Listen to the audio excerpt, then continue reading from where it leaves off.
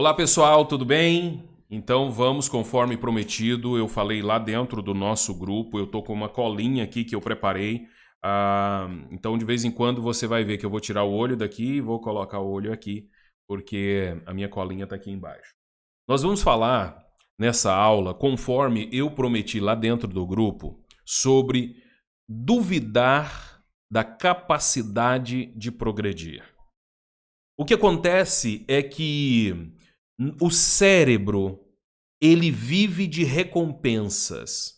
Olha só, uma coisa extremamente importante de entendermos na vida é que o cérebro trabalha em duas linhas, em duas vertentes principais. Primeiro, ele trabalha para sobreviver. Para ele trabalhar para sobreviver, ele trabalha sempre tentando economizar energia. Por exemplo, se você aprendeu alguma coisa, ele quer que você acredite naquilo e vire uma crença, até para você não ficar inventando em aprender outras coisas. A gente pensa assim, meu cérebro contribui muito para o meu aprendizado. Ele é forçado a aprender, porque se por ele mesmo, você iria aprender poucas coisas e ele ia ficar naquela zona de conforto, porque ele não quer gastar energia. O exemplo que eu sempre dou e que vocês já ouviram muito eu falar é a respeito assim, você nunca foi numa cidade, e aí você coloca o GPS e você vai no museu, vai no supermercado e vai para o hotel. Quando você sair do hotel para ir novamente ao supermercado, ou quiser voltar novamente no museu, tenta pensar dessa forma aqui, ó. Eu agora vou por outra rua, que não aquela que eu já fui, para que eu descubra novas coisas. Dá um pouquinho de preguiça. Se for numa cidade turística, não, você tá ali para isso. Não, vamos por outra rua que a gente vai conhecer outras coisas. Mas na sua cidade, por exemplo, se você sempre tem que... vamos pegar o pessoal do iFood, né? Aí fala assim, eu sempre entrego ali naquela casa, né? A 6 quilômetros aqui. Tá? E eu tenho aquela rota. Eu vou fazer uma outra rota, porque de repente eu posso descobrir. Dá uma preguiça. Por quê? Porque você aprendeu a andar por uma estrada e nessa estrada que você aprendeu a andar, você sempre vai querer andar por ela. Mas não é você, é o seu cérebro. Porque o seu cérebro não quer gastar energia descobrindo outros caminhos. Porque são novos desafios, são novas percepções, são novas realidades. E ele vai ter que gastar energia com tudo isso. Então, primeiro ponto para a gente chegar onde eu quero aqui é entender que o cérebro trabalha com economia de energia. Segundo ponto é que o cérebro trabalha para prazer. Ele quer prazer. Ele quer ficar tranquilo, ele quer entrar numa zona de conforto, ele quer dormir até mais tarde, ele quer ficar tranquilo, certo? Então, o que acontece? Ele trabalha nessas duas linhas. Agora, o que eu quero a partir daqui é dizer o seguinte: quando eu começo a duvidar da minha capacidade de progredir, é porque eu não desafiei o meu cérebro, que trabalha com economia de energia. Porque quando eu desafiar o meu cérebro a progredir, porque o cérebro começa a contar histórias para você. Preste muita atenção no que eu vou te dizer. Muitas histórias que você ouviu lá na sua primeira infância, estas histórias são recontadas por você, a vida inteira, e você passa a acreditar naquilo. Por exemplo, eu sou pobre. Eu sou feio.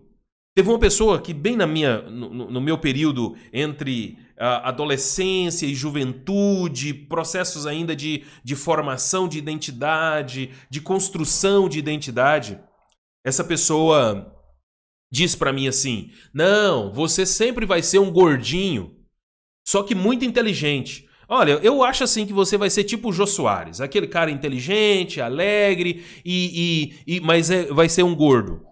certo? Eu acreditei naquilo por muitos anos. Esta mentira me foi contada e eu repliquei para mim por muitos anos. E à medida que eu fui replicando isso, eu fui acreditando. Isso virou uma crença. Até que um dia eu me afastei dessa pessoa, eu me desvinculei emocionalmente dessa pessoa e mudei de cidade. A gente não conversou por muitos anos. E aí eu pensei, por que eu ainda acredito naquela verdade daquela pessoa? Sabe? Eu estava num processo de desconstrução da mentalidade de escravo. E eu falei, por que eu acredito naquela pessoa? Não, isso não é uma verdade. E aí eu desconstruí aquela mentira que pra mim viveu como verdade por muito tempo. Então é o seguinte, se você tem dúvida de que você é capaz ou não de progredir, de seguir no seu processo de emagrecimento, você está ouvindo uma história que alguém contou para você ou que o seu cérebro está contando para você. O que você precisa fazer? Desafiar o seu cérebro. Desafiar ele. Desafiou, você vai ver que ele vai abrir um outro caminho cognitivo, ele vai abrir uma outra estrada, porque você desafiou. Se você desafiou, quem manda nele é você. Preste atenção em uma coisa. Você não é o seu cérebro. Você não é os seus pensamentos, assim como você não é as suas unhas, assim como você não é o seu coração, assim como você não é o seu rim, assim como você não é o seu intestino, o seu baço. Você é um ser maior do que o seu próprio coração. Você é um ser maior do que o seu próprio pensamento. Você é um ser maior do que o seu próprio cérebro. Entende? Então o que acontece? Você tem que desafiar. Quando você desafiar o seu cérebro, por que eu não vou progredir? Por que quando eu chegar no efeito platô, eu vou baixar a guarda? Eu vou diminuir o meu processo, diminuir o foco, diminuir a pegada. Entende? Porque tem gente que emagrece maravilhosamente bem, tá indo muito bem, só que aí, quando entra no efeito platô, frustra. Sabe gente cristal? Sabe aquelas pessoas assim, mimimi, cristalzinho, que não pode ser decepcionado? Aí o corpo vai realmente parar de emagrecer. Por que ele vai parar de emagrecer? Porque o sistema de defesa dele vai ser acionado. Peraí, nós já eliminamos 12 quilos. E agora? Se a gente eliminar mais 12, espera aí, nós não vamos ter reserva. E se não vamos ter reserva? E se você gripar? E se você adoecer? E se você pegar uma doença? O que nós vamos fazer? Você não tem reserva de energia. Vamos parar. Aí entra no efeito platô. O que você tem que fazer? Assistir o vídeo que eu vou colocar dentro do grupo, tá? Sobre efeito platô e seguir aqueles 10 ou 12 passo a passo que eu dou lá, que eu entrego ali, tá? Então é o seguinte, desafio. Vamos lá. Primeira questão extremamente importante. Reconhecer os pensamentos sabotadores que não te deixa progredir quando a crise vem. A crise pode ser a crise de parar de emagrecer ou qualquer outra crise na sua vida. Reconhecer e criticar. Você tem que reconhecer isso. Não, eu parei mesmo.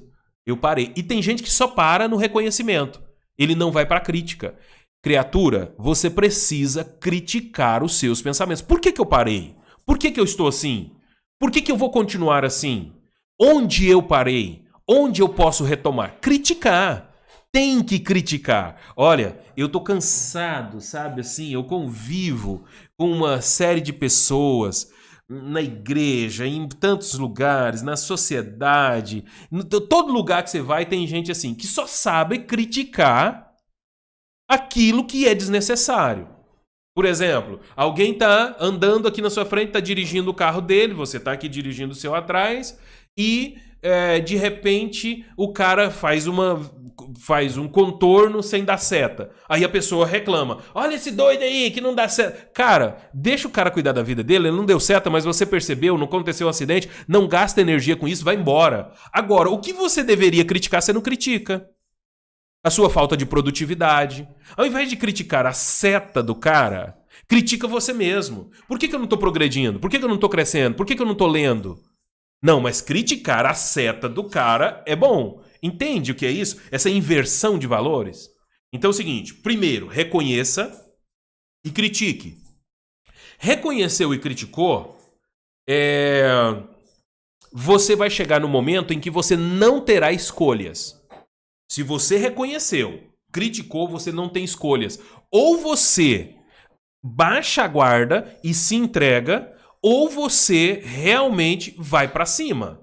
Entende? Você baixa a guarda, se entrega, não vou mais fazer nada disso, não vou...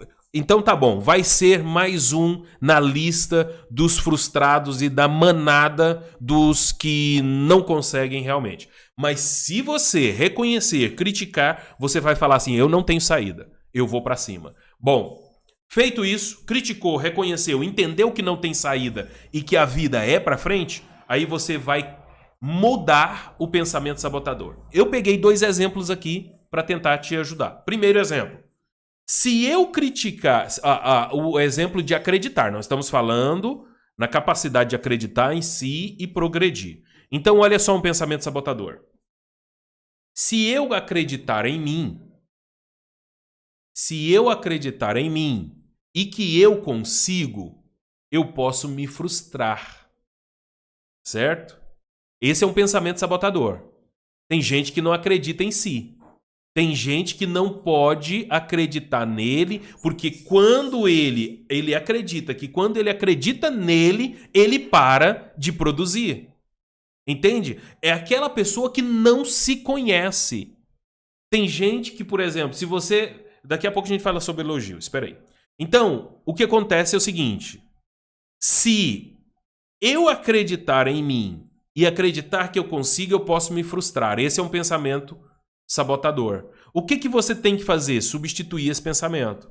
Se eu acreditar em mim, é possível eu me fortalecer, treinar o meu pensamento e chegar onde eu quero. Olha os 2 pensamentos aqui. Um pensamento sabotador, que a gente chama de PS, e um pensamento diamante. Se eu acreditar em mim, acreditar que eu consigo, eu vou me tornar um soberbo, eu vou me tornar um mitidão, né? E eu vou me frustrar. Agora, se você mudar esse pensamento sabotador por um pensamento diamante e dizer o seguinte, se eu acreditar em mim, é possível eu me aprimorar, eu me fortalecer, eu treinar o meu cérebro e realmente conseguir o que eu quero. Pensamento sabotador, pensamento diamante. Vamos para um outro pensamento sabotador. E vamos encerrar essa aula. Se eu me elogiar, se eu me aceitar, eu vou parar. Se eu receber muito elogios, ou se eu me autoelogiar, eu vou parar. Eu entro na zona de conforto e tal. É porque você não se conhece. Como é que eu vou mudar esse pensamento? Se eu construir a minha autoconfiança, treinar o meu cérebro todos os dias, eu serei melhor e vou amplificar a minha capacidade. É isso que eu tenho que fazer. Então, aprenda a se elogiar e aprenda a receber elogio. Eu sempre falo isso assim, ó. Pessoa não sabe receber elogio, ela vai no cabeleireiro, ela gasta dinheiro com o cabeleireiro, ela gasta tempo no cabeleireiro. Aí quando uma amiga chega e fala assim, nossa, você tá linda. Ela fala, pois é, mas você viu que essas mechas aqui não ficaram boas? Você viu que tá faltando? A pessoa não consegue receber um elogio e dizer, realmente, eu amei isso aqui. Não, você não tem noção. Quer dizer, o cérebro dessa criatura já está programado para reclamar, para não receber elogio e falar mal de si mesmo. Isso é programação mental. Existe outro mundo. Existe uma outra dimensão. Existem outras possibilidades. Se você não conseguir mudar o seu processo de linguagem... Acabei de ligar para um amigo meu aqui agora. Falei, e aí, garotão, como é que você tá? Como é que ele fala? Tô entre Deus e a língua do povo. Tô melhor que os presos. E eu liguei para ajudar ele a resolver um problema. E aí eu jogo na cara dele mesmo. Não dou conta de deixar passar. Falei, agora também você tem que falar, já que você fala isso, você tem que falar também assim, tô igual macaco pulando de galho em galho, tô igual leite, quando eu não tô coalhado, eu tô azedo. Você tem que pegar todo esse vocabulário desconstrutivo e aplicar ele na sua vida. Porque quando você compra um dicionário, não vem dicionário só com uma palavra, não. Assume tudo. Entende? Por que programar o cérebro com algo que não é contributivo? Contributivo, existe essa palavra? Nem sei. Depois dá uma olhada aí. Que não vai contribuir. Você me pergunta... E aí, Jeremias, como é que você tá? Eu tô excelente. Você pode me perguntar 10 vezes no dia, eu tô excelente. Aí tem gente que tá do meu lado, tem gente que convive comigo, por onde eu ando, sabe? Eu chego na igreja e falo assim, e aí, ô Jeremias, tudo bem? Eu falo, não, bem eu estava, agora eu tô excelente. A pessoa fica olhando assim pra mim, eu tava num lugar, a esposa do meu amigo, e aí, Jeremias, tudo bem? Eu falei, eu estou excelente, graças a Deus. Ela parou, literalmente, ela parou na minha frente, olhou assim pra mim, fez os olhos de jeito, deixa eu olhar aqui pra mim, como é que eu tô olhando. Fez de jeito assim.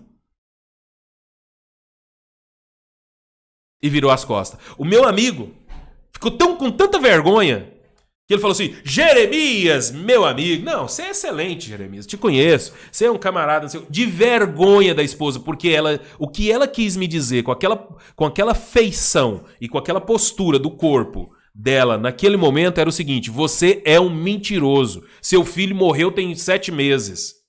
Você tá se mascarando. As pessoas não entendem que existe uma outra reprogramação mental. Eu vou anotar aqui. Eu vou dar outra aula para vocês. Tá vendo quando eu empolgo? Eu vou dar outra aula para vocês. Essa aula é sobre entrega. Entrega emocional. Eu vou falar, sabe, sobre o quê? Eu vou deixar aqui anotado, mas está gravado aqui. Eu vou falar sobre a nossa frustração em entregar a nossa vida emocional para os outros. Se eu tivesse entregado a minha vida emocional para o meu filho que faleceu, eu estava morto junto com ele, criatura. Aí você entrega a sua vida emocional para o seu esposo, para os seus filhos, seu filho vai embora de casa, você entrega a sua vida emocional para o seu emprego, você fica sem base, sem referência. Nós vamos falar sobre isso. Ok, gente querida? Então, olha só, essa aula foi sobre como parar de duvidar da sua capacidade de progredir. Ok? Forte abraço e até a próxima.